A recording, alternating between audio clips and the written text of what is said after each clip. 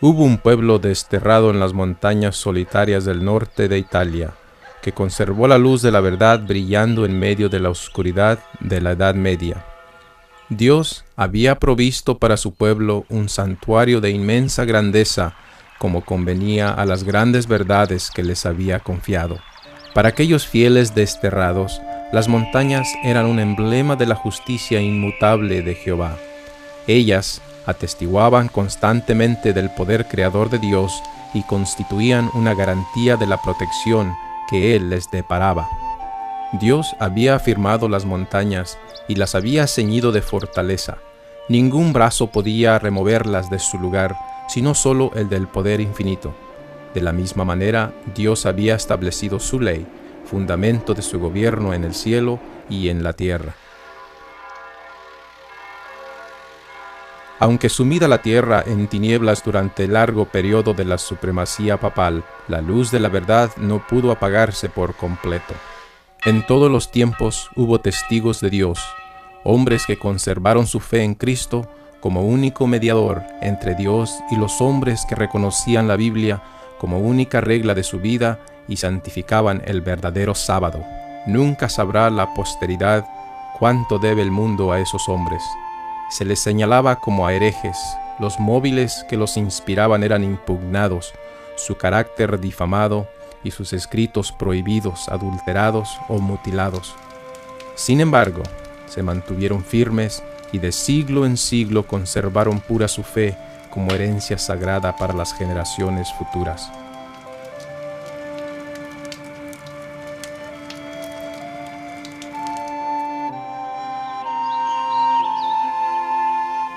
Un grupo de estos testigos fieles de Dios fue el pueblo de los valdenses.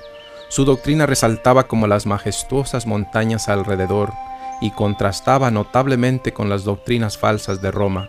De acuerdo con el sistema verdaderamente cristiano, sostenían su creencia religiosa en la palabra de Dios escrita.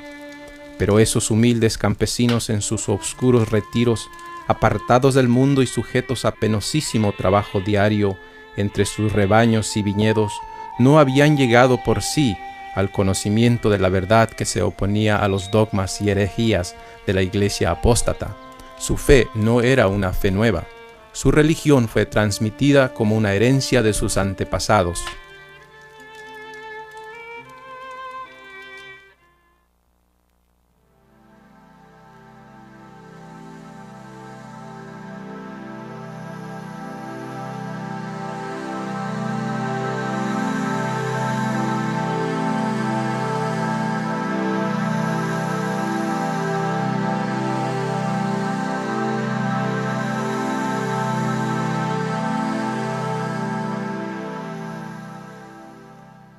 Italia es un país de contrastes.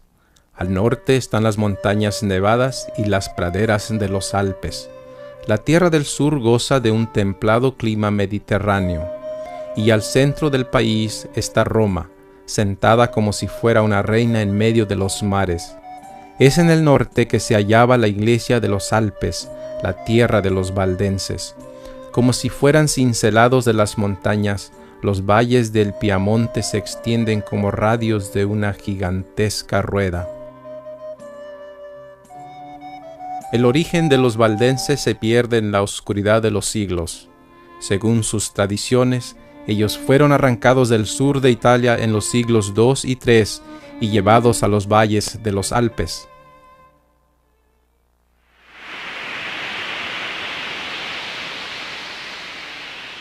Vayamos al tiempo del cristianismo primitivo de la Roma pagana.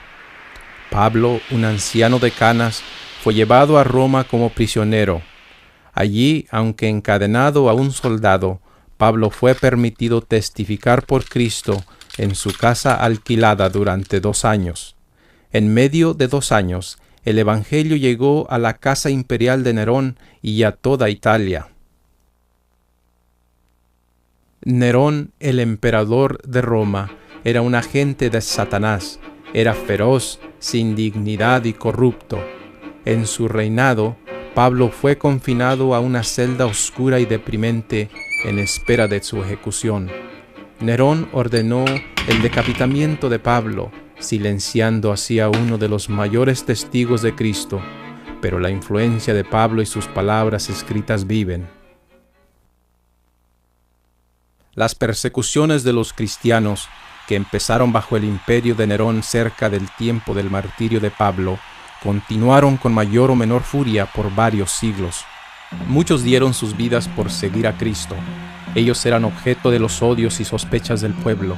Se los condenaba como rebeldes contra el imperio, enemigos de la religión y azotes de la sociedad.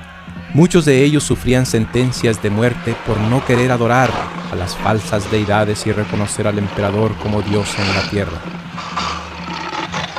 Las sentencias constituían a menudo la principal diversión en las fiestas populares. Grandes muchedumbres solían reunirse para gozar de semejantes espectáculos en los anfiteatros, donde los cristianos eran despedazados por los animales salvajes. A pesar de estas persecuciones más sangrientas, estos testigos de Jesús conservaron su fe sin mancha. A comienzos del siglo IV, durante el tiempo de Diocleciano, muchos de los cristianos perseguidos huyeron al norte de Italia. Estos predecesores de los valdenses se asentaron en los valles del Piamonte y se les conocieron como gente de los valles o los Vaudois. A medida que la persecución de los cristianos se tornaba más intensa, la violencia de la Roma pagana también aumentaba. Constantino, un emperador romano del siglo IV, había observado que los césares que persiguieran a los cristianos usualmente habían acabado mal, mientras que los cristianos continuaban creciendo en número. El emperador Constantino profesó aceptar el cristianismo basado en una experiencia sobrenatural. Yendo a Roma en una expedición, él dijo que se le apareció una cruz en el cielo junto con las palabras: «Con esta vencerás». Pero él continuó con sus formas paganas de adoración.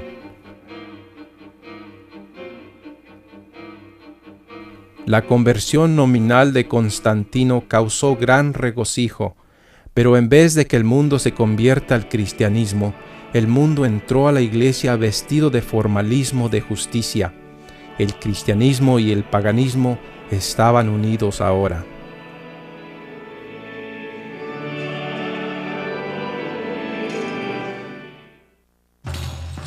El sol, universalmente proclamado como un guía invencible y protector del emperador de Roma, recibía más devoción de parte de Constantino que el Señor Jesucristo. Esta moneda muestra en un lado a Constantino y en el otro a Apolo, el dios Sol.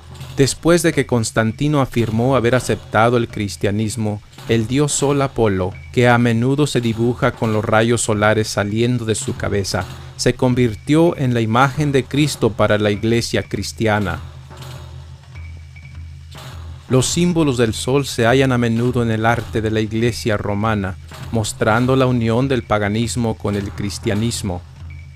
En el mismo centro de los edificios del Vaticano en Roma, se encuentra un inmenso disco solar, armazón sobre armazón.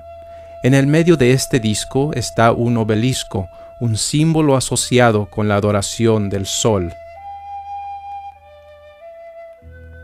En las religiones paganas, el sol siempre ha sido un símbolo de vida. El obelisco representaba el órgano reproductor masculino. La rueda solar, que era también un símbolo de fertilidad, representaba al sol, la luna y las estrellas. Estos símbolos paganos se pueden ver en los templos por todo el mundo, y sus orígenes se pueden rastrear hasta la antigua Babilonia. Esta abertura en una de las grandes cúpulas de la Basílica de San Pedro permite que los rayos solares brillen adentro. Tome nota del disco solar alrededor de la abertura. Esta cúpula y la abertura, que simbolizan al sol, son parte del Panteón, el más antiguo templo pagano de Roma. Este templo fue terminado en el año 27 AC y dedicado a todos los dioses. La Basílica de San Pedro, que es una imitación del Panteón, copió una buena parte del simbolismo de este en su arquitectura, aún duplicando el obelisco que está en su frente. En un tiempo se colocaron estatuas de los dioses debajo de la cúpula, dentro del panteón.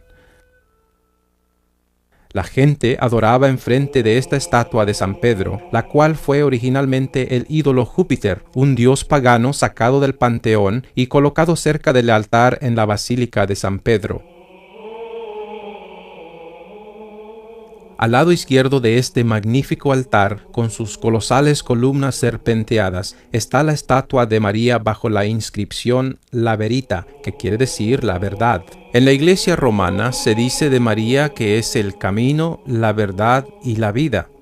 Ella pisa el mundo mostrando así su poder sobre él. En sus brazos se ve algo sorprendente. Ella no está abrazando al niño Jesús como se esperaría, sino abraza el sol, un disco solar de oro. Se dice que la primera reina de Babilonia, llamada Semíramis, dio a luz al dios Sol.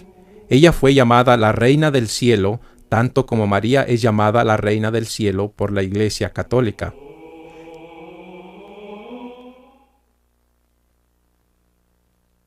En los primeros siglos, después de la ascensión de Cristo, los fieles seguidores de Jesús observaron la infiltración de la apostasía en la iglesia cristiana. Ellos sintieron la necesidad de apartarse de esta apostasía, ya que se observaba que el Estado y la iglesia unían sus fuerzas para imponer prácticas religiosas, las cuales debían ser acatadas por todos, o si no, sufrirían sanciones civiles.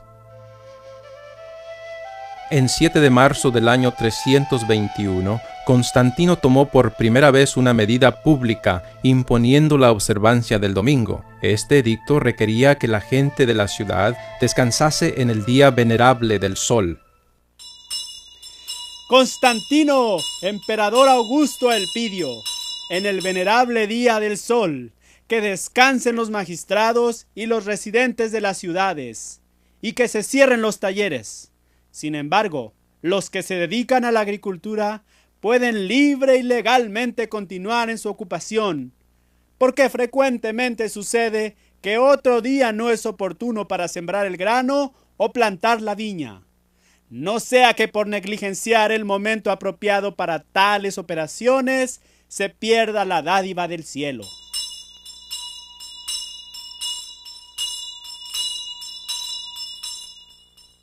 En los primeros siglos, la mayor parte del mundo cristiano adoraba a Dios en el séptimo día como los apóstoles. Cuando se vio que el edicto de Constantino carecía de pruebas para sustituir la autoridad divina, el obispo de Roma, Eusebio, quien buscara el favor de la princesa, propagó la idea de que Cristo había cambiado la santidad del sábado al domingo. Entonces, aquellos que continuaron aferrándose al séptimo día fueron declarados enemigos del Estado y de la Iglesia. Los valdenses tomaban la Biblia como única regla de fe, aborrecían la idolatría de la Iglesia papale y rechazaban las tradiciones, los días de fiesta y aún el domingo. Sin embargo, guardaban el reposo del séptimo día y empleaban la manera apostólica del bautismo.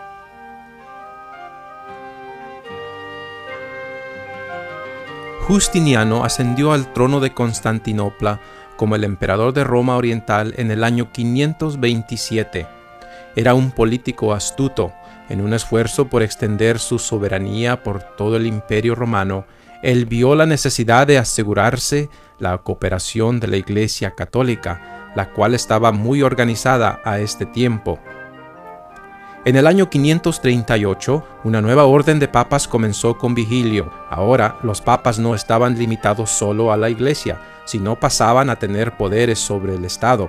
Justiniano había otorgado al obispo de Roma la facultad de ser la cabeza de todos los obispos y el verdadero y efectivo disciplinador de los herejes. Así el papado quedara establecido firmemente para el siglo VI. Su asiento del poderío había sido establecido en la ciudad imperial y el obispo romano había sido declarado como la cabeza de la Iglesia toda. El paganismo había cedido al papado. Del 538 al 1798, Europa cayó en la edad del oscurantismo. Las atrocidades cometidas bajo el dominio del papado revelan ser una de las grandes potencias perseguidoras de la historia. Y el dragón le dio su poder y su trono y gran autoridad.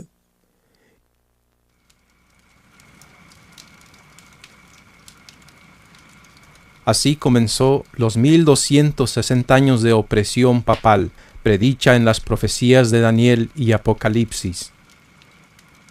Y hablará palabras contra el Altísimo, y tratará duramente a los santos del Altísimo, y pretenderá cambiar los tiempos y la ley, y serán entregados en su mano hasta un tiempo, y tiempos, y medio tiempo.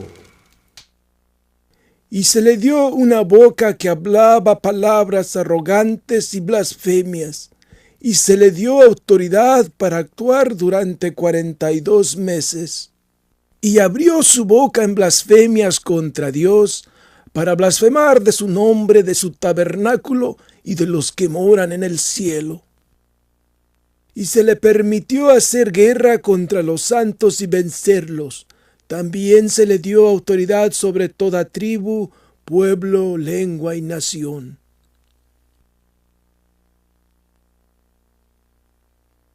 Y la mujer huyó al desierto, donde tiene un lugar preparado por Dios, para que allí la sustenten durante 1260 días.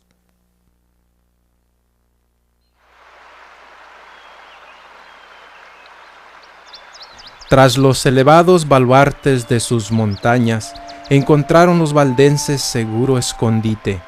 Allí los testigos de la verdad conservaron por 1000 años la antigua fe. Privados por siglos de la iglesia visible y forzados a adorar en las fosas y cuevas, ellos hallaron fuerza en la palabra de Dios. El conocimiento personal de la palabra de Dios era la única luz para ellos.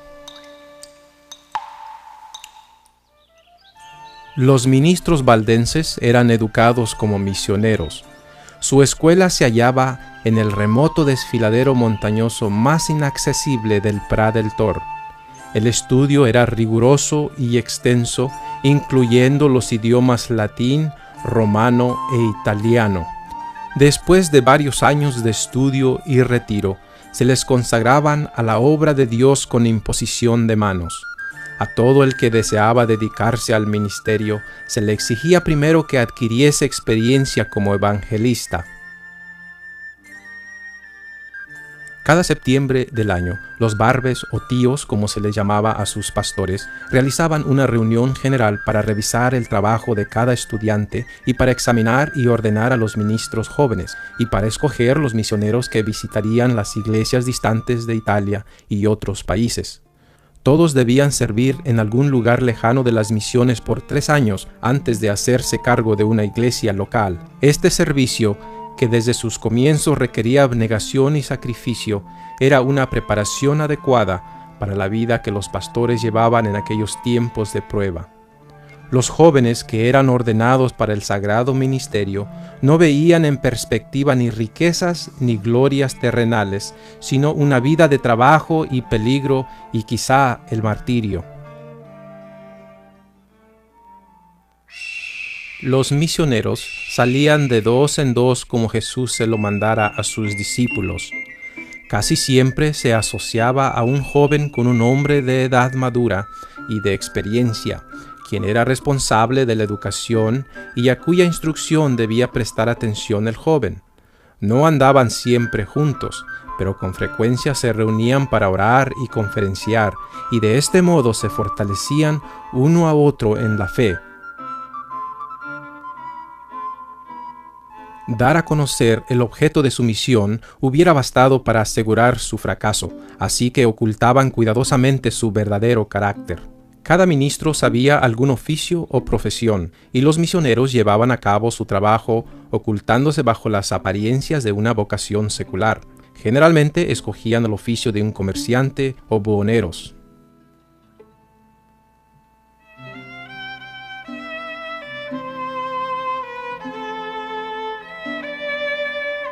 Comerciaban con sedas, joyas y otros artículos que en aquellos tiempos no era fácil conseguir salvo en distantes emporios, y se les daba la bienvenida como comerciantes allí donde se les habría menospreciado como misioneros.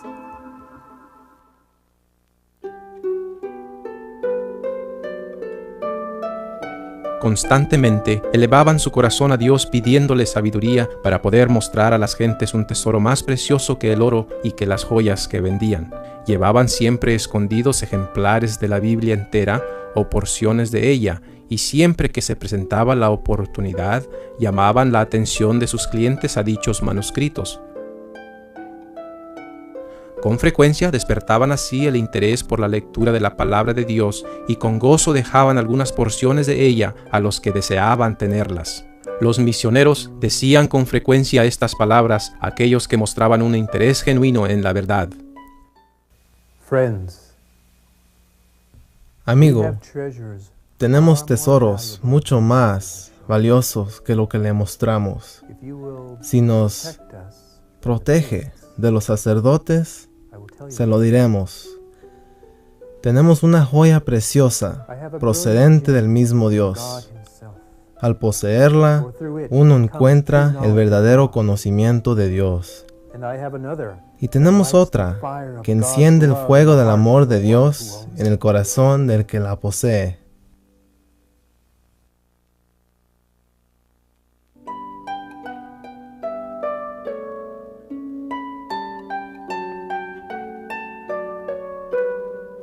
Al finalizar el día, los dos misioneros regresaban a sus posadas y pedían la bendición de Dios sobre el trabajo del día. Estos hombres píos eran grandes practicantes de la oración.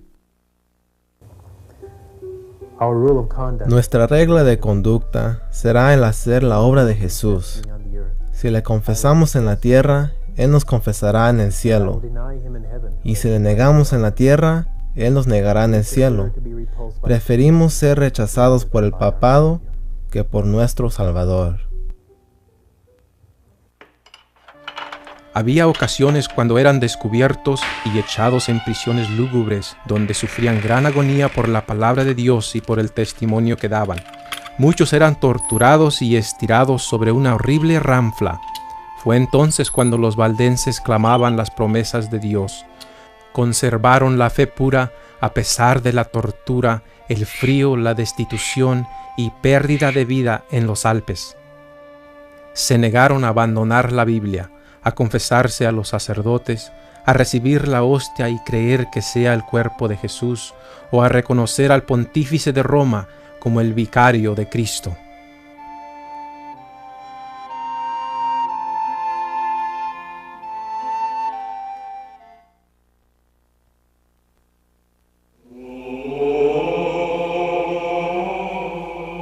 Las supersticiones practicadas por la Iglesia romana mantuvieron la conciencia de la gente atada a sus falsas doctrinas. Se les enseñaba a la gente a confiar en sus buenas obras para salvarse.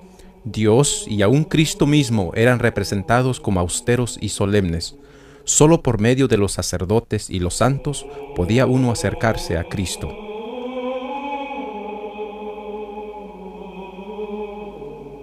Este altar, que está en Chiesa del Gesù, Roma, representa a María echando fuera del cielo a dos reformadores. Ellos son Martín Lutero y Juan Hus.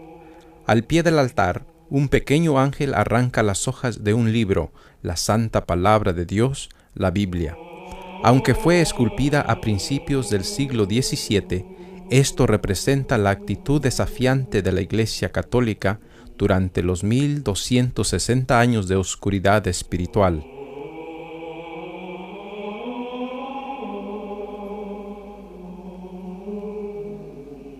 Los valdenses conocían las enseñanzas de Roma y la falta de libertad en que la gente vivía. Como fieles misioneros, ellos anhelaban dirigir a tales personas hacia el amante Jesús, quien murió para que pudieran tener la verdadera libertad. Hallando a los sinceros de corazón, ellos les enseñaban que Jesús es su verdadero sacerdote, que solo a Jesús debían confesar sus pecados y que Jesús es fiel en perdonarles y limpiarles del pecado. De este modo la luz de la verdad penetraba en muchas mentes oscurecidas. El sol de justicia brillaba en el corazón, llevando salud con sus rayos.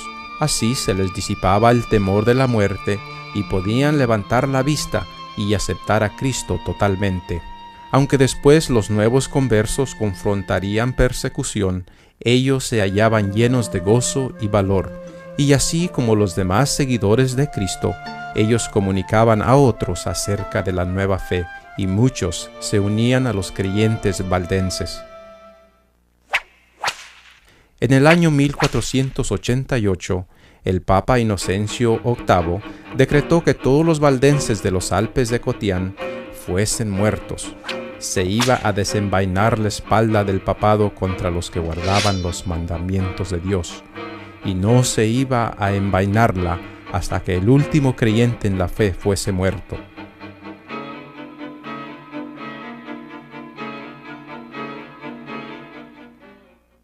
Roma insistía que los valdenses debían someterse bajo su poder.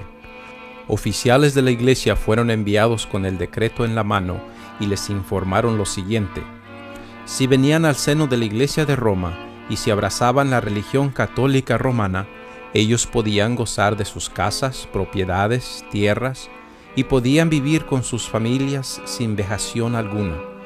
Pero si se negaban a obrar de acuerdo con las proposiciones, entonces les seguiría la persecución y la muerte segura sería la suerte de ellos. Frente a las proposiciones presentadas, los valdenses noblemente declararon que bajo ninguna consideración renunciarían su religión. Debido a la negativa de ellos para someterse a Roma, el papado escogió a Alberto Cattaneo para dirigir un ataque osado contra los valdenses. El plan del ataque consistía en dar un golpe mortal en el centro del territorio de los valdenses, el valle de Angroña. El ejército de Cattaneo se separó en dos divisiones.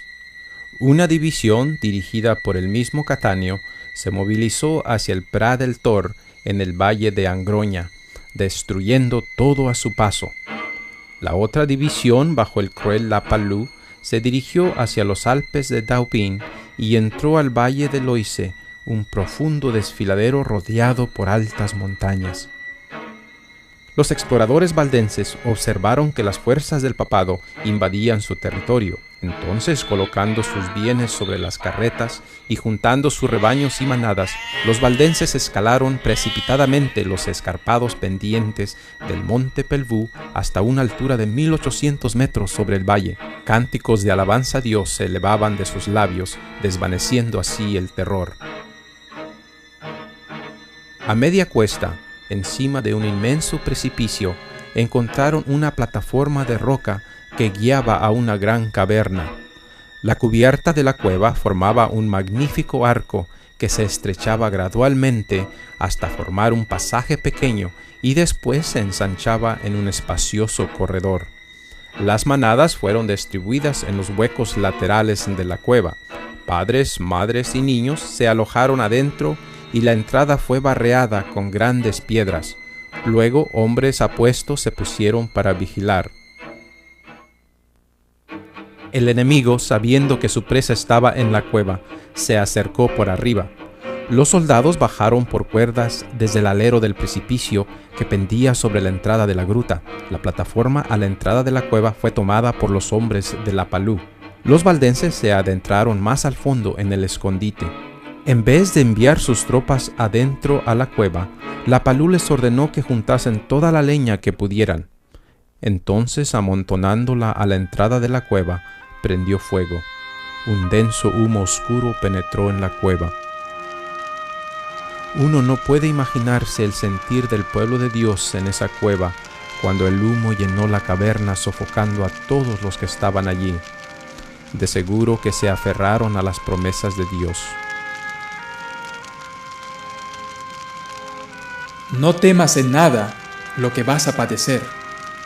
He aquí el diablo va a echar a alguno de vosotros en la cárcel, para que seáis probados, y tendréis tribulación durante 10 días. Sé fiel hasta la muerte, y yo te daré la corona de la vida.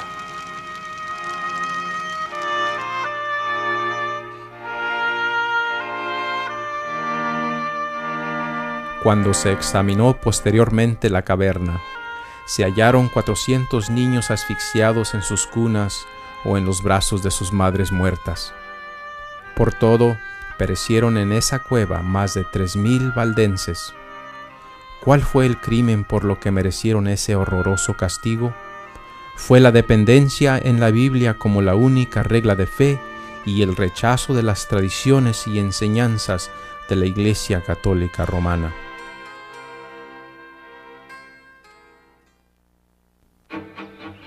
Mientras Lapalú cumplía su misión de destrucción en el monte Pelvoux, Catanio dirigía su ejército al norte y oeste para destruir a los valdenses en el valle de Angroña.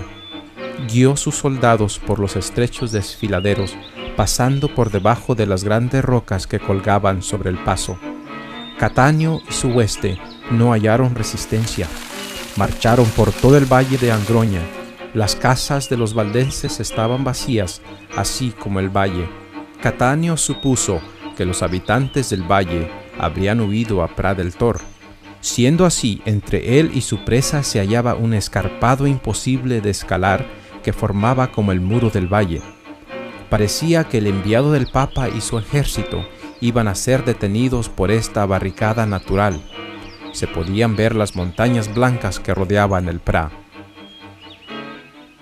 Después de una búsqueda intensa, Catanio descubrió la única senda que se abría hacia las montañas. Algún temblor de la naturaleza había rajado las montañas formando un despeñadero largo, estrecho y oscuro. Catanio ordenó temerariamente a sus hombres para que entrasen y cruzasen ese espantoso desfiladero sin saber que regresaría con muy pocos de ellos.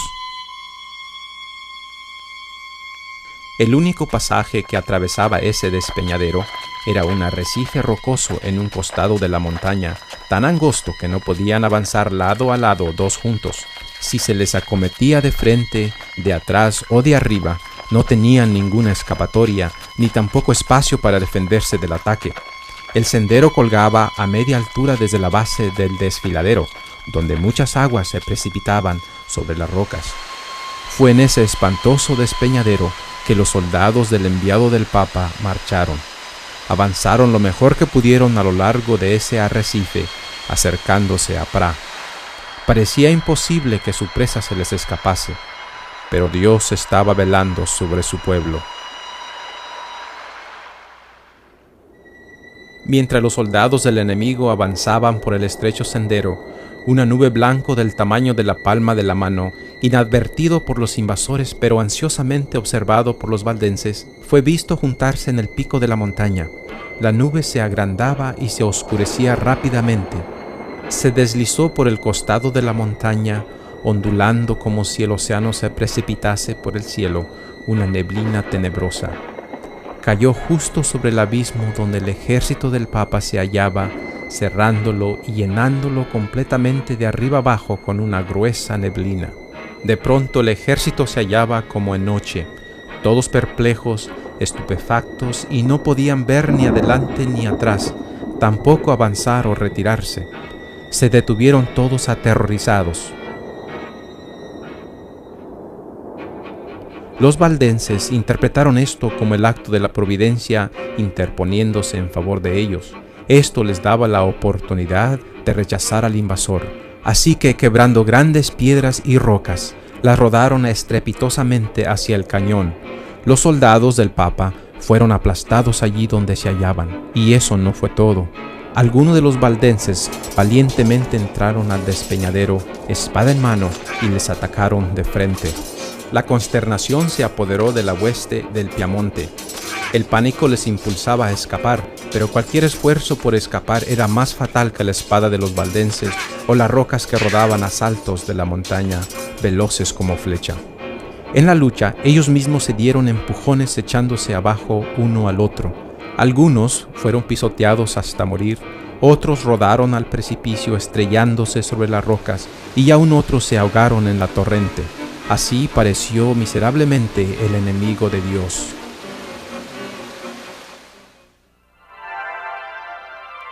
Y se le dieron a la mujer 2 alas de gran águila, para que volase de la presencia de la serpiente al desierto, a su lugar, donde es sustentada por un tiempo y tiempos y la mitad de un tiempo.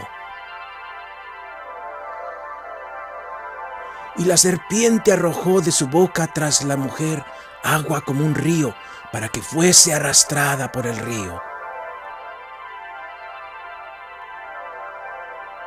Pero la tierra ayudó a la mujer, pues la tierra abrió su boca y tragó el río que el dragón había echado de su boca.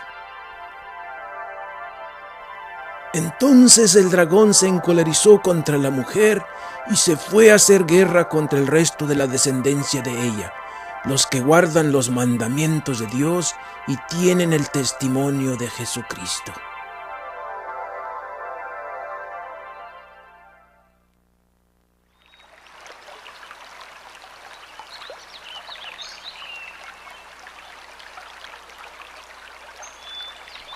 Se ha dicho que había 3 clases de misioneros que pervertían el sur de Europa durante la Edad Media: el trovador, el barbe y el mayor de los 3, la Biblia.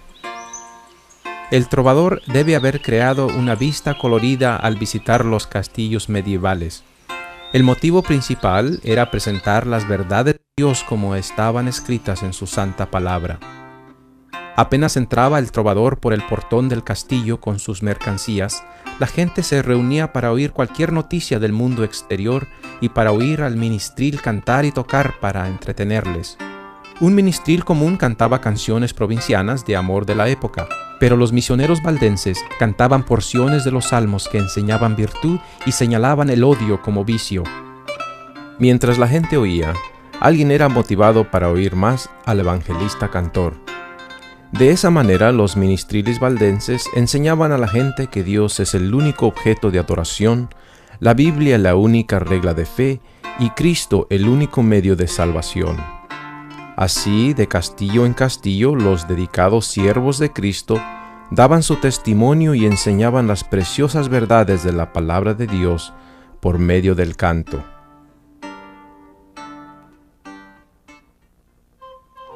Los valdenses se contaron entre los primeros de todos los pueblos de Europa que poseyeron una traducción de las Santas Escrituras. Centenares de años antes de la Reforma, tenían ya la Biblia manuscrita en su propio idioma. Habían conservado la fe apostólica pura y sin adulteración, y esto los hizo objeto especial del odio y de la persecución. Declaraban que la Iglesia de Roma era la Babilonia apóstata del Apocalipsis y con riesgo de perder sus vidas se oponían a su influencia y principios corruptores. Como resultado de una larga persecución, algunos sacrificaron su fe e hicieron poco a poco concesiones en sus principios distintivos. Otros se aferraron a la verdad.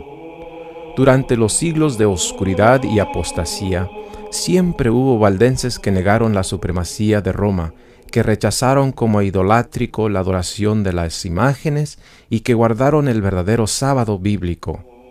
Conservaron su fe en medio de la más violenta y tempestuosa oposición.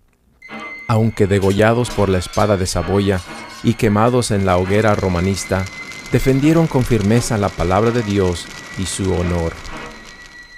Sus enemigos les acusaban de toda clase de crímenes y prácticas infames. Les llamaban hechiceros y les culpaban de adorar a Lucifer en la forma del gato negro. Se decía que todos los niños valdenses nacían con cuellos velludos, con 4 hileras de dientes negros y con un solo ojo en la frente. Cierta vez el duque de Saboya visitó a sus súbditos valdenses después de un periodo de persecución. Pidió ver a esos niños monstruosos. Entonces se percató de la engañosa calumnia cuando les fueron presentados hermosos niños con rostros rosados, dentaduras perlinas y 2 ojos. Desde mucho antes de la Reforma en Alemania, los valdenses eran evangelistas amantes de la Biblia sobre todas las cosas, haciendo traducciones de la misma al lenguaje común. difundiéndola por toda Bohemia, Alemania, Francia e Italia.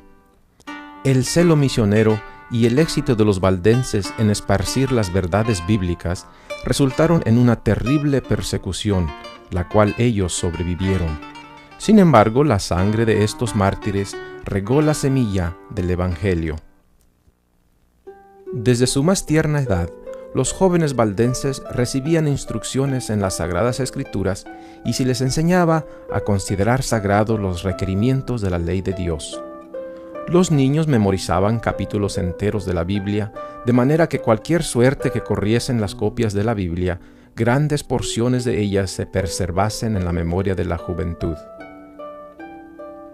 Ellos iban de noche a las reuniones secretas de las casas, con pies descalzos para no ser notados cuando iban pasando o con zapatos envueltos en paños.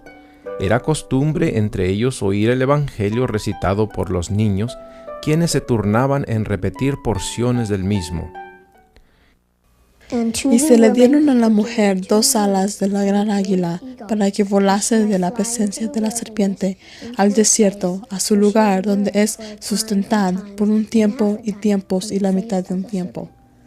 Entonces el dragón se encolerizó contra la mujer y se fue a hacer guerra contra el resto de la descendencia de ella, los que guardan los mandamientos de Dios y tienen el testimonio de Jesucristo. Cada barbe o pastor aprendía un oficio manual o profesión. Todos sabían cómo cultivar el campo y criar los ganados.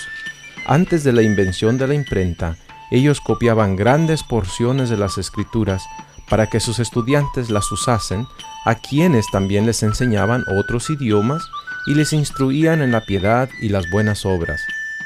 Todos debían memorizar los libros de Mateo y Juan, pero muchos de ellos memorizaban todo el Nuevo Testamento y bastante del Antiguo. Los atesoraban en sus mentes y corazones para compartir con aquellos con quienes se pusieran en contacto mientras iban en viajes misioneros para el Señor Jesucristo.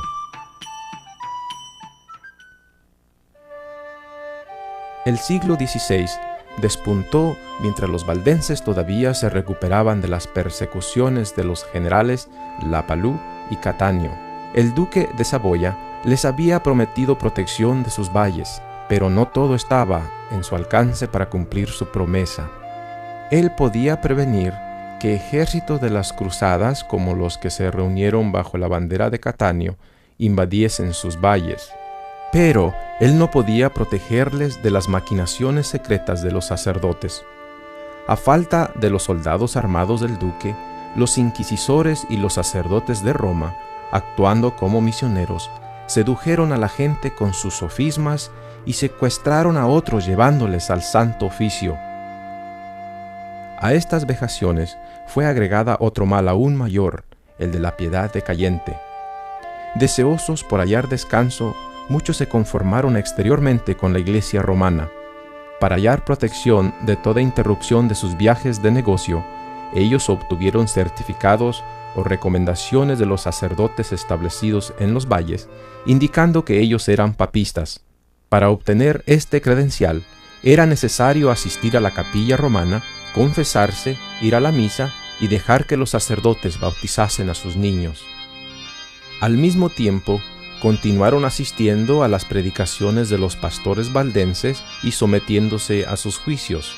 Sin duda alguna, los que practicaban tales engaños y la iglesia que los toleraba decayeron grandemente. Esa vieja vid parecía morirse y dentro de poco iba a desaparecer de esas montañas que por tanto tiempo había dado sombra con sus ramas.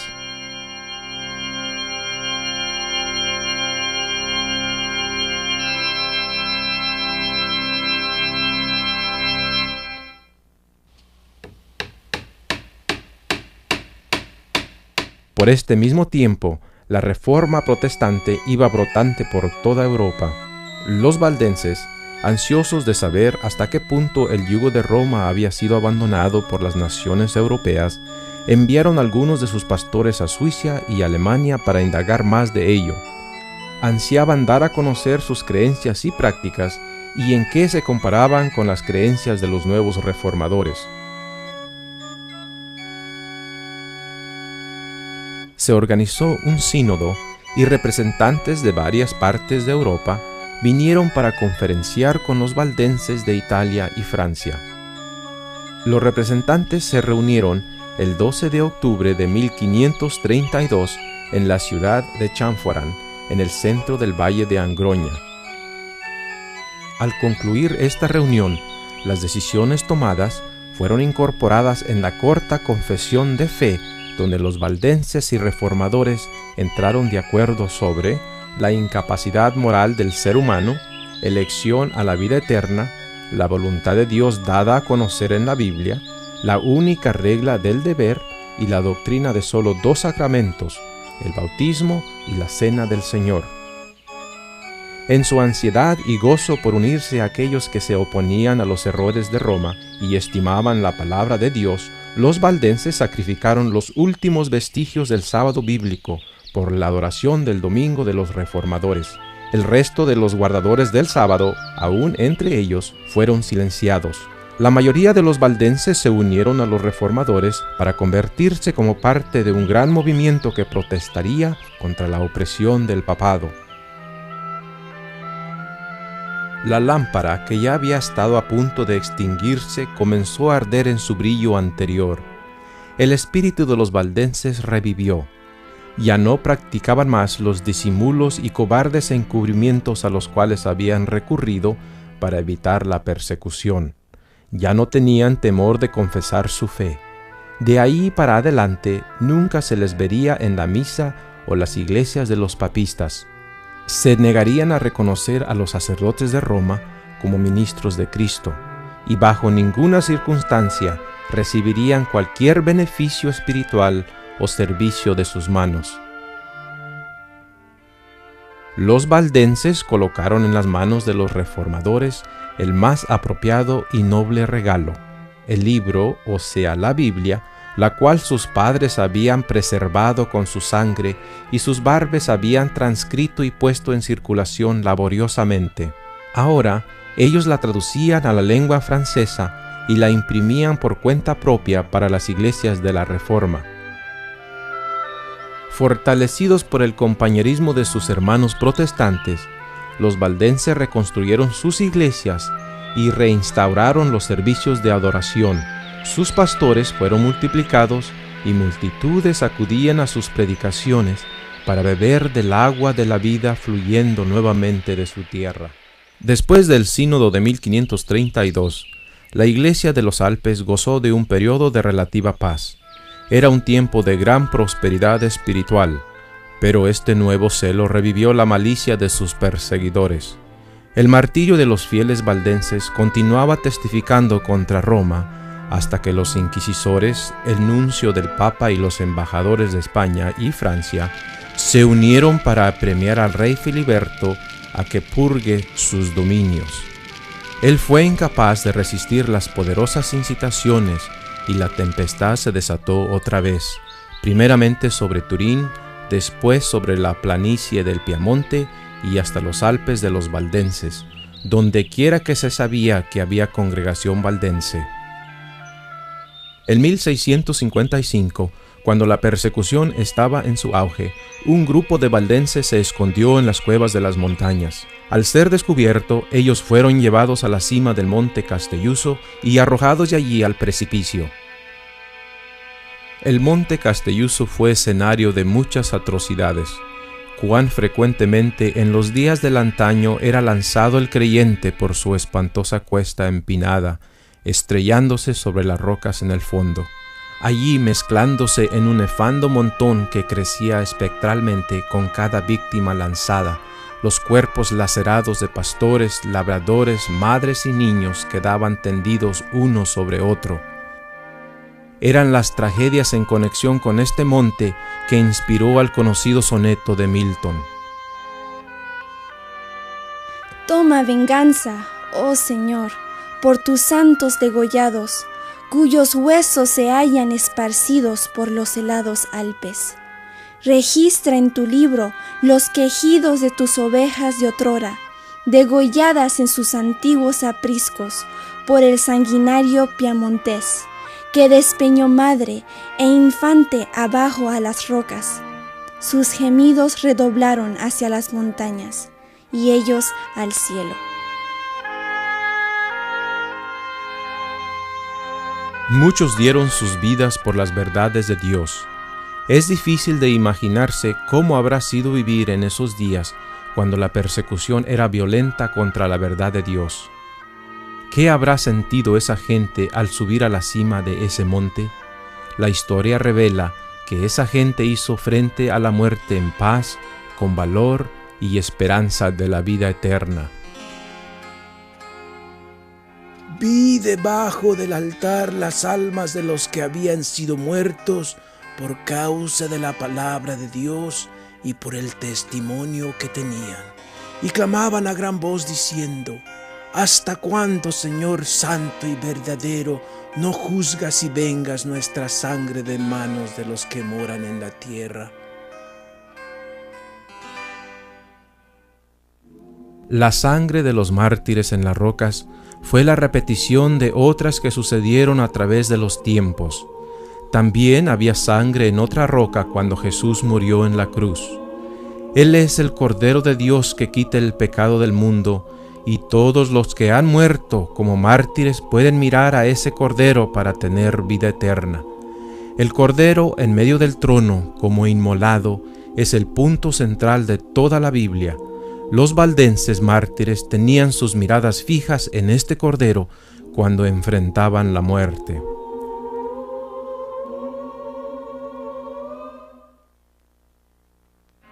Según los registros de Dios, el año de 1685 fue registrado con infamia.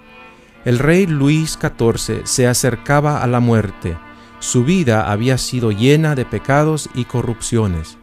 Para apaciguar su conciencia, él preguntó a su confesor católico: ¿qué buena obra podría hacer para expiar sus muchos pecados? La respuesta estaba en la punta de la lengua. Él debía extirpar el protestantismo de Francia. Luis XIV hizo como se le ordenó. Se inclinó ante la raída corona del sacerdote y papa de Roma. Buscó un compañero para la sangrienta guerra del exterminio del protestantismo en Francia. Luis XIV envió un embajador al duque de Saboya con el pedido de que hiciera con los valdenses como él estaba haciendo con los hugonotes. El duque de Saboya, Víctor Amadeo, era joven y humanitario de naturaleza. Respetando a los valdenses y a la lealtad que le tenían, él ignoró el pedido del rey de Francia. Entonces Luis XIV escribió al duque de Saboya amenazándole que él mismo lo haría con un ejército de 14,000 hombres y que tomaría para sí los valles por su sacrificio. Eso era mucho. Inmediatamente se convino a hacer un tratado entre el duque y el rey francés, en el cual Luis XIV le ofreció una fuerza armada para que el duque obligara a los valdenses a tornarse servidores de Roma, bajo pena de exterminación. En 31 de enero 1686, el siguiente edicto fue proclamado en el valle. Los valdenses deberán de aquí en adelante cesar y descontinuar para siempre todas las prácticas de su religión. Se les prohíbe realizar reuniones religiosas, bajo pena de muerte y bajo sanción de confiscación de todos sus bienes. Todos sus anteriores privilegios quedan abolidos. Todas sus iglesias, casas de oración y otros edificios consagrados a la adoración serán arrasados por el suelo. A todos los pastores y maestros de escuela del valle se les manda que abracen el romanismo o que dejen el país dentro de 15 días, bajo pena de muerte y confiscación de bienes. Todos los niños de padres protestantes, nacidos o por nacer, serán obligatoriamente educados como católicos romanos. Todo niño que nazca será traído a la semana después de nacer a la curia de la parroquia y admitido en la Iglesia Católica Romana bajo pena de azotársele públicamente con vara a la madre y forzársele a 5 años de trabajo en las galeras al padre. Los pastores valdenses abdicarán las doctrinas que predicaron públicamente y recibirán un salario 1/3 más alto de lo que gozaban, pero la mitad de ello será revertido para las viudas. A todos los protestantes extranjeros radicados en Piamonte se les ordena que se conviertan en católicos romanos o salgan del país dentro de 15 días. Por un acto especial de su grande y paternal clemencia, el soberano permitirá que vendan en este intervalo las propiedades que hayan adquirido en el Piamonte, siempre que la venta sea hecha a un comprador católico. Esta era una guerra a punta de lanza, a mesa o a norte, ve a la misa o a la muerte.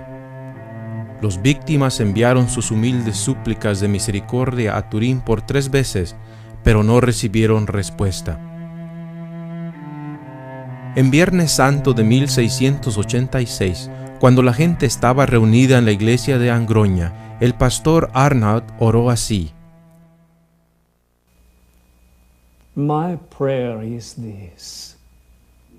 Mi oración es: Señor Jesús, tú sufriste y moriste por nosotros.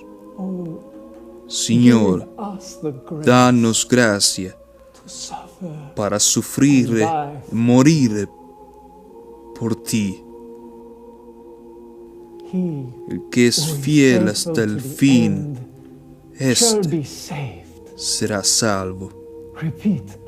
Repitan conmigo: todo lo puedo en Cristo que me fortalece. La orden fatal fue dada en 22 de abril de 1686. En solo un mes el valle fue despoblado. 2 ejércitos, uno francés bajo el general Catinat y otro piamontés bajo Gabriel de Saboya, atacaron en conjunto contra los mártires. Algunos fueron quemados vivos, otros desollados, muchos fueron colgados en árboles, otros lanzados a los precipicios y aún otros usados como blancos de los soldados. La mayor parte de la población no sobrevivió.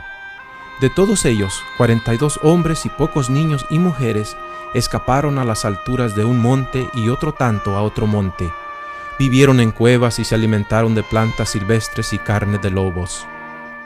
Los restantes 12 a 13,000 en el valle fueron conducidos como ganado a las prisiones de Turín, una distancia de 48 kilómetros. Más de 1,000 niños fueron arrancados de los brazos de sus madres y dispersados entre conventos o familias católicas. Muchos de los adultos fueron dados al rey Luis XIV para sus galeras en Marsella. Millares murieron en las prisiones de Turín porque se les apiñaba uno sobre otro. Se les alimentaba de pan añejo y agua podrida. Se les hacía dormir sobre ladrillos, suelo duro o paja mojada, comidos por las sabandijas y dejados sin luz toda la noche, aun cuando sus enfermos estaban muriéndose. El sol les tostaba en verano y el frío les congelaba en el invierno. Y los sacerdotes y monjas se les acercaban por todos los medios infames para convertirles. Al fin salió una orden lograda por las súplicas de los fieles suizos para poner en libertad a los sobrevivientes y enviárseles al otro lado de las montañas, a un refugio en Suiza. Después de un sufrimiento indescriptible, los sobrevivientes valdenses fueron soltados para que trepasen las montañas hacia Suiza en pleno invierno. Cualquier cosa era mejor que la inmundicia y enfermedad que sufrieron en Turín. Todos estaban impacientes de salir de esas horribles prisiones. La orden les fue leída a las 5 horas de una tarde de invierno. Debilitados y enfermos, se prepararon para salir a la noche, tal como estaban vestidos en harapos. Tan pronto como salieron, caminaron como 16 o 19 kilómetros esa noche, pero el duro invierno cobró sus víctimas.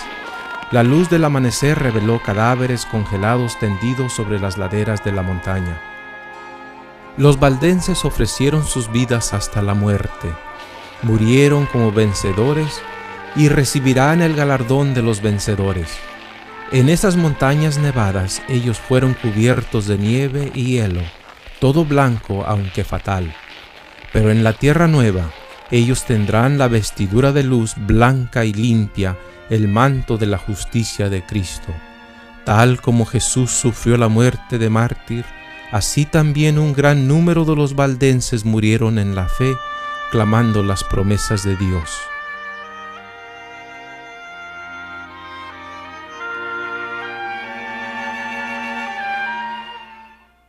Cientos de ellos murieron debido a la exposición a temperaturas bajísimas, pobremente vestidos y en condiciones debilitadas. 3,000 de ellos llegaron a Suiza, pero eran como esqueletos andantes, cansados, con ampollas en los pies y hambrientos. Fueron recibidos piadosamente, con amor, admiración y generosidad. Inmediatamente recibieron zapatos y ropas abrigadas para protegerse del frío. Fueron llevados gozosamente a las casas de sus amigos. Los valdenses sobrevivientes estaban agradecidos por su liberación, pero también apenados por estar desterrados de su propia tierra.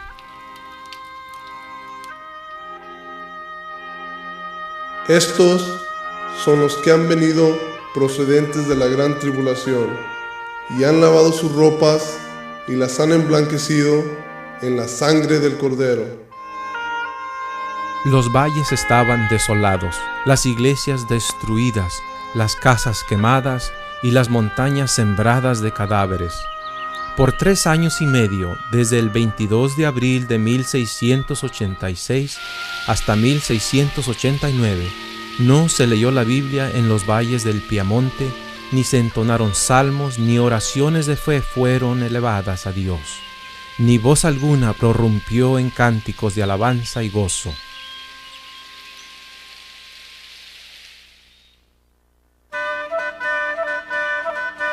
Una historia emotiva de dedicación y valor se vivió con el glorioso retorno de los valdenses a su tierra, el Valle del Piamonte.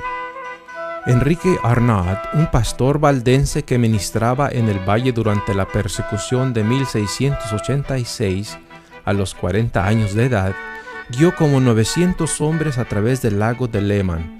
Después de 10 días de fatiga, batallas y penurias en las montañas de Saboya, ellos llegaron a los límites de sus valles.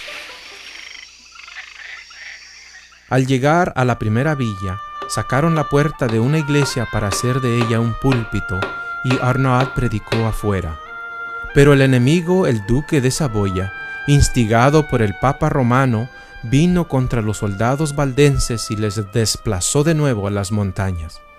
Un ejército de 20,000 contra 900. Los soldados valdenses se defendieron en las montañas durante todo el invierno. Por la providencia de Dios, hallaron un sembradío de maíz sin cosechar, pero cubierto de nieve. La neblina, el viento, la lluvia y la nieve estuvieron a favor de ellos. Parece que estos estaban al mando de ellos, según dijo un oficial del enemigo. Por meses resistieron los ataques del enemigo, abandonando sus barricadas, luchando a poquitos y al final desplazados a la cima de la Valsiglia, parecían sin esperanza. De allí, dirigidos por uno de sus capitanes y frecuentemente ocultados de sus enemigos por una neblina, escaparon por el borde de un precipicio. Finalmente se formó una coalición entre Alemania, Gran Bretaña, Holanda y España para refrenar la ambición de Francia. Se le escogió 3 días para que Víctor Amadeo escogiera de cuál lado quería estar, de parte de los aliados o del rey de Francia. Amadeo escogió unirse a la coalición y por tanto romper con Luis XIV. En este caso, ¿a quién daría la bienvenida a los Alpes sino a los valdenses, un pueblo que había sido leal a su reino? Dispuestos a ampararse al lado del trono de su príncipe, y puesto que la mano perseguidora fue retirada, los valdenses aceptaron la oferta de paz. Sus villas y tierras les fueron restaurados. sus iglesias fueron reabiertas para que adorasen los protestantes. Sus hermanos que todavía estaban prisioneros en Turín fueron libertados. Sus paisanos residentes en Alemania recibieron pasaportes para volver a sus casas. Así, después de un triste intervalo de 3 años y medio, los valles se poblaron de una antigua raza y se llenaron de las antiguas canciones de alabanza. Aunque se les otorgaron de nuevo sus tierras y algunos privilegios, los valdenses fueron aislados en las montañas, privados de sus derechos civiles. Eran parias y marginados de Italia. Un valdense no podía ejercer su profesión o tomar cursos regulares en las universidades de Italia o adorar de acuerdo a su fe fuera del valle. No fue sino hasta 1848 cuando finalmente se les dieron plenos derechos civiles y libertades. Los años de persecución y las negociaciones diplomáticas con el gobierno italiano cobraron su precio. Bastante de su antigua herencia apostólica se ha perdido. Muchas de sus creencias fueron sacrificadas. La dependencia total de la palabra de Dios se dio ante las tradiciones de los hombres, y el celo misionero por la pura y genuina verdad del Evangelio se perdió.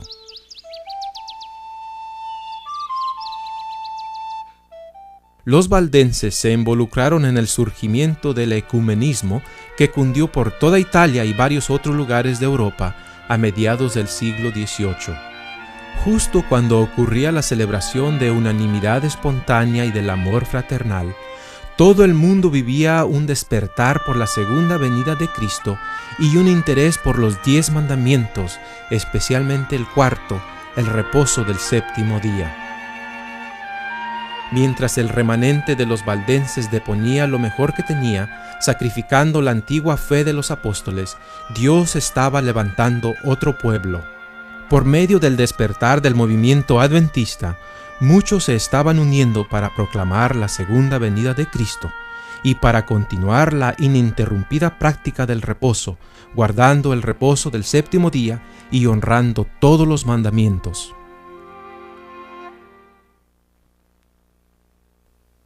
Entonces el dragón se encolerizó contra la mujer y se fue a hacer guerra contra el resto de la descendencia de ella, los que guardan los mandamientos de Dios y tienen el testimonio de Jesucristo. El pueblo remanente de Dios deberá soportar las persecuciones como los valdenses. Deberá dar el mensaje de amonestación contra el poder representado por la bestia en Apocalipsis 13. Y se le dio una boca que hablaba palabras arrogantes y blasfemias, y se le dio autoridad para actuar durante 42 meses. Y se le permitió hacer guerra contra los santos y vencerlos. También se le dio autoridad sobre toda tribu, pueblo, lengua y nación.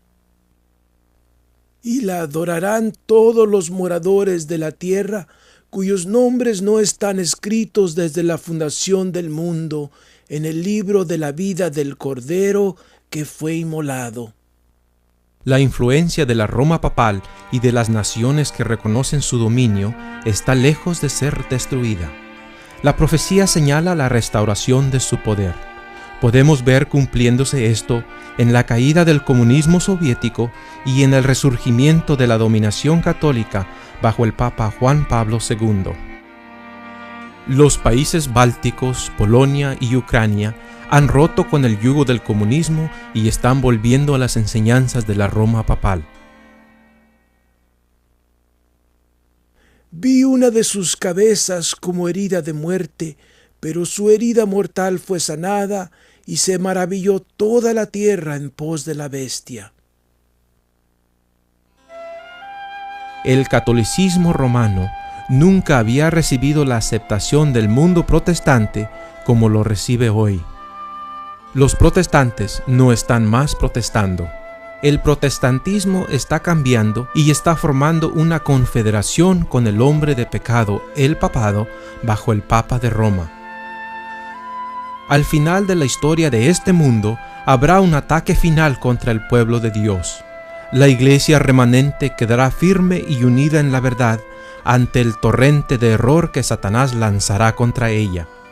Ellos guardarán los mandamientos de Dios y estimarán el reposo del séptimo día. El libro de Apocalipsis habla de dos mujeres. El capítulo 12 describe una mujer pura y santa, simbolizando el pueblo de Dios. El capítulo 17 presenta una mujer corrupta, representando el falso sistema religioso. Esta mujer está ataviada de púrpura y escarlata, adornada de oro, de piedras preciosas y de perlas, y tenía en la mano un cáliz de oro lleno de abominaciones y de la inmundicia de su fornicación. A ningún otro poder puede verdaderamente llamarse ebria de la sangre de los santos, sino al poder que tan cruelmente persiguió a los seguidores de Cristo. La historia de los valdenses es el mejor ejemplo de cómo este sistema apóstata destruye a todos aquellos que no aceptan sus dogmas. Hoy, el protestantismo de América no protesta más contra los errores del catolicismo romano. La Iglesia está de nuevo uniéndose con los gobiernos seculares. Estos tienen un mismo propósito y entregarán su poder y su autoridad a la bestia. ¿Qué le depara el futuro al pueblo de Dios? ¿Se han olvidado las persecuciones y las atrocidades del pasado? ¿Podemos permanecer callados en este tiempo de la historia? Grandes y solemnes eventos están ocurriendo alrededor nuestro. Más adelante nos espera la guerra, el riesgo de encarcelamiento, la pérdida de la propiedad y aún de la vida misma, así como defender la ley de Dios que ha sido anulada por las leyes de los hombres. Las persecuciones sobrevinieron por varios siglos sobre este pueblo piadoso, las cuales fueron soportadas con paciencia y constancia, haciendo honor a su Redentor. Esparcidos por muchos lugares, ellos plantaron la semilla de la reforma que comenzó en los días de Wycliffe y que se amplió y echó raíces en los días de Lutero. Esta debe ser llevada adelante hasta el tiempo del fin, por aquellos que también están dispuestos a sufrir todo por la palabra de Dios y el testimonio de Jesucristo.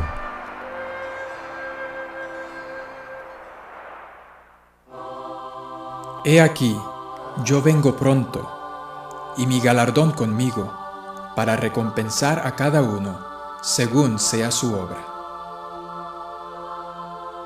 Yo soy el Alfa y la Omega, el principio y el fin, el primero y el último. Bienaventurados los que guardan sus mandamientos, para poder tener acceso al árbol de la vida y para entrar por las puertas en la ciudad.